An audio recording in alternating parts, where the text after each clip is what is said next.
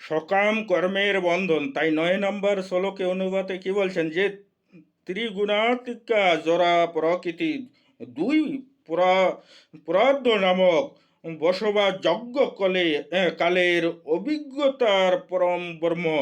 হুম, পৃথিবী জলবায়ু অগ্নি আকাশ মন অহংকার ইত্যাদির দ্বারা আচ্ছাদিত জড় ব্রহ্মাণ্ডের আহ, অবসান সাধন করে ভগবানের কাছে ফিরে যান।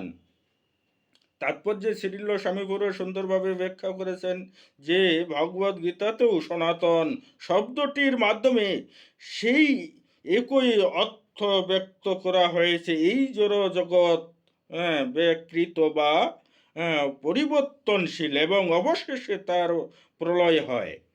কিন্তু এই জড় জগতের প্রলয়ের পরে চিত্ত জগৎ বা সনাতন ধাম প্রকাশিত থাকে। সেই চিত্ত আকাশে বলা হয় অবাকৃত, যা কোনো পরিবর্তন হয় না, এবং সেখানে পরমেশ্বর ভগবান বাস করেন।